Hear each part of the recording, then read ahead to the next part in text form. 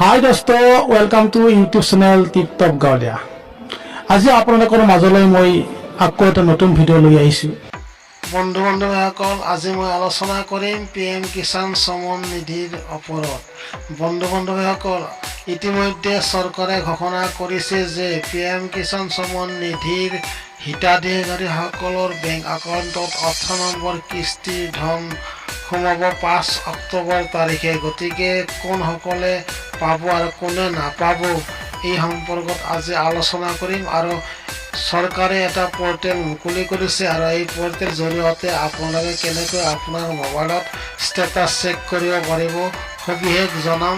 তাৰ আগতে আপোনালোকক মই এটা সৰু ৰিকুৱেষ্ট কৰোঁ, যদি আপোনালোকে মোৰ ভিডিঅ' চাই ভাল লাগে তেতিয়াহ'লে ভিডিঅ'টো এটা লাইক কৰি দিব, আৰু যদি মোৰ চেনেলত এতিয়ালৈকে আপোনালোকে চেনেলটো ছাবস্ক্ৰাইব কৰি দিয়া নাই তেতিয়াহ'লে চেনেলটো ছাবস্ক্ৰাইব কৰি দিব আৰু কাষত থকা বেল আইকনটো দবাই দিব। এতিয়া আহক আমি ভিডিঅ'টো আৰম্ভ কৰোঁ।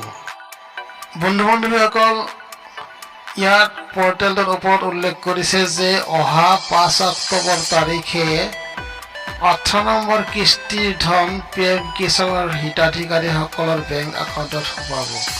যদিহে নেকি তেখেতসকলৰ KYC-টো অ'কে হৈ আছে, যদি KYC-টো এতিয়ালৈ কৰা নাই তেতিয়াহ'লে 5 অক্টোবৰৰ আগে হিতাধিকাৰীসকলে CSC চেণ্টাৰত গৈ KYC-টো কৰি ল'ব লাগিব বুলি ওপৰত উল্লেখ কৰিছে।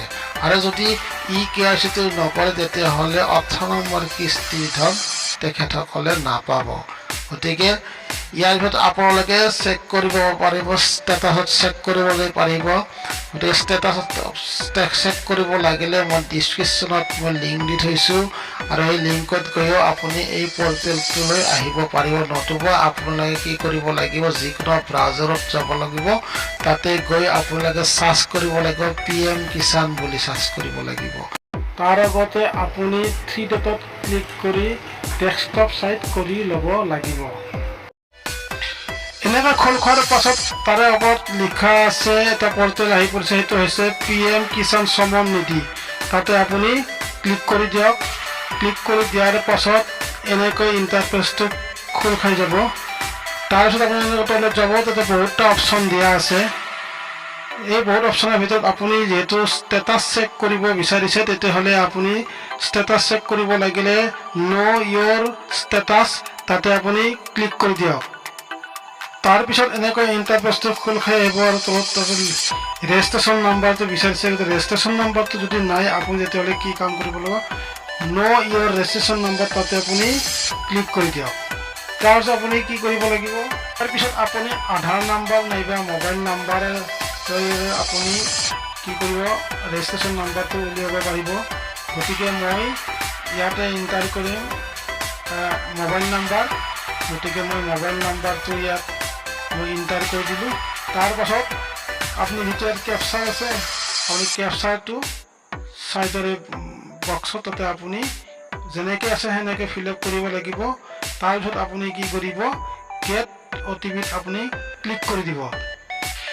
তাৰপিছত আপুনি যিটো মোবাইল নাম্বাৰ এণ্টাৰ কৰিছিল সেই নাম্বাৰটোত এটা OTP যাব, আৰু সেই OTP-টো আপুনি তলৰ ঘৰটোত ফিল আপ কৰি গেট ডিটেইলছত ক্লিক কৰি দিব লাগিব। তাৰপিছত এনেকৈ ইণ্টাৰফেচটো খোল খাই আহিবাৰ তলত এই ৰেজিষ্ট্ৰেশ্যন যিটো আপোনাৰ নাম্বাৰ আছিল PM কিষাণ সম্মান নিধিৰ, এই নাম্বাৰটো তলত লিখা আছে, আৰু আপুনি এটা বহীত নোট কৰি ল'ব। নোট কৰি লৈ আপুনি কি কৰিব লাগিব, বেক যাব লাগিব। আপুনি বেক যাওক।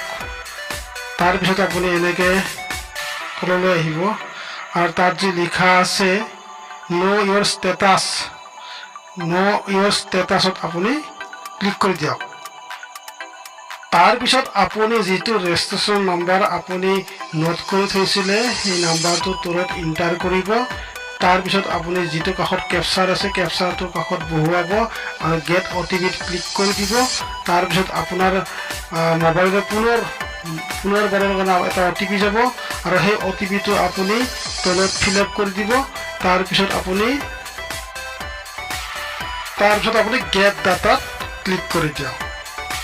তাৰপিছত গোটেই ডিটেইলছটো আপোনাৰ এনেকৈ আহি যাব। গতিকে আপুনি কোনো চিন্তা কৰিব অতি সহজতে আপুনি আপোনাৰ মোবাইলতে এনেকৈ আপোনাৰ ষ্টেটাছ আপুনি চেক কৰিব পাৰিব। যদি আজিলৈ ইমানেই, ভিডিঅ'টো যদি ভাল লাগিছে তেতিয়াহ'লে সকলোৰে বাবে ভিডিঅ'টো এটা শ্বেয়াৰ কৰি দিব। ধন্যবাদ।